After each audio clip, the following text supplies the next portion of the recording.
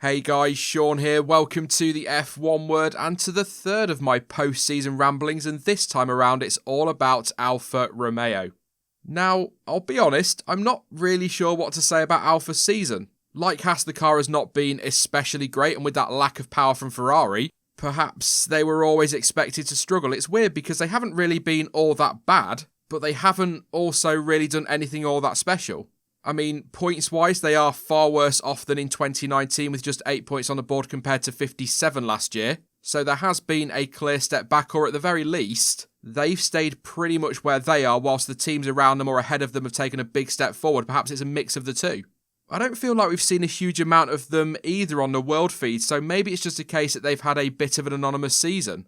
What I will say is that we did see things improve as the season progressed. So during those first few races, the 2020 Alfa looked to be the slowest car out there. And that was backed up by the fact that Kimi Raikkonen, for example, started 3 of the opening 5 races from the back row, twice from 20th.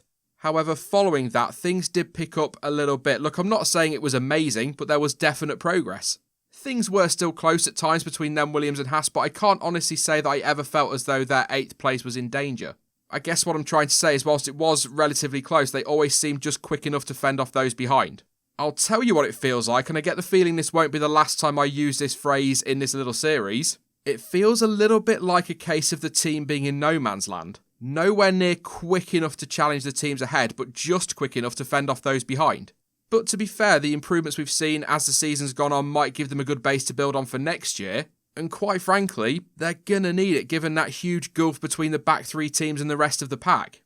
Kimi Raikkonen didn't have a great season really, but again with the car being disappointing, I don't want to go in too hard on the drivers. But I expected a lot more from him this year, especially considering the job he did in 2019 for the team and his experience.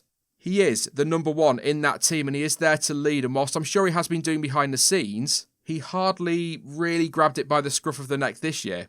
He was beaten by Giovinazzi in the qualifying battle and tied with him on points, and the qualifying averages were pretty close too, although in terms of raw pace he did have the upper hand, being just over 2/10 quicker on average. So not all bad, but not what I expected. There were a couple of highlights though. Kimi did grab 2 9th place finishes, qualified an exceptional when you consider the car 8th place in Turkey. And don't for 1 second forget his stunning start in Portugal where he went from P16 to P6 by turn 1 on the 2nd lap. Absolutely brilliant. Also, when he was able to, we saw some pretty good wheel-to-wheel battling, the sort of thing we've come to expect from Kimi over the years. But despite what was a disappointing year, he has managed to keep hold of his seat, so I wonder if that's in anticipation of 2022. If you think back, particularly to the summer, there was a lot of talk earlier in the year that he was set to retire, but then all of a sudden he decided to stay. So maybe he'd been convinced to give it 1 more year to use his experience to help the team prepare for the next generation of car. Then again, over the 3.5 years I've had the channel, how many times have I said 1 more year and Kimi Raikkonen in the same sentence? Anyway, I really do hope that 1, he gets a car next year that allows him to show what he's got, and 2, steps it up in 2021. On his day, I firmly believe Kimi can still deliver, and I want to see a lot more of that. On the other side of the garage, I think Antonio Giovinazzi has done a solid job and maybe controversially impressed me more than his teammate did this year. Perhaps it's because I thought he'd struggle up against Kimi and I didn't really expect all that much from him, but still, he has impressed me.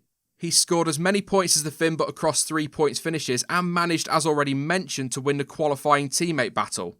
And when it comes to race day, he's been right there with Kimi too. In fact, in Bahrain, they were so close there was even contact. But anyway, as you'll have already seen, Raikkonen's average race finishing position came in at 13.0, whereas Gio's is 13.8. Like I say, not a massive difference between them. It does have to be said though, as good as that looks, he was beaten 12-5 overall on a Sunday, 9-4 if we adjust that for DNFs. Look, I'm not going to sit here and tell you that Giovinazzi had an amazing season and he set the world alight, because he hasn't. But he's done a good job, and in my opinion anyway, is a driver who has taken a little bit of a step forward overall this year. And you know, I've got to say this, because if the team felt Raikkonen's season was good enough to warrant a contract extension, then I'd argue it's only fair Gio was given another shot at it and maybe next year he will improve further. And I've got nothing against Kimi or Gio, just on the contracts for next year, but if it was me, I would have probably gone with an all-new lineup for 2021, but it's not me, so that's irrelevant really. All in all though, I think it's been a quiet one for Alfa, and summing up their season isn't easy, or at least it's hard to explain how I feel. I suppose those cliches like No Man's Land and Anonymous and things like that do seem to fit quite well, but it's a bit tricky to sum up. They had really good seasons in 2018 and 2019, and I was hoping to see a lot more from them in 2020, but it just didn't happen. I'm not going to lie, I have a lot of love for that team as I did when they were just known as Sauber, and I hope this year was just a blip rather than the start of a decline and a return to the back of the grid. That is it for this one though. You can let me know your thoughts on Alfa Romeo's season down in the comment section, and once again, how would you rate their year out of 10?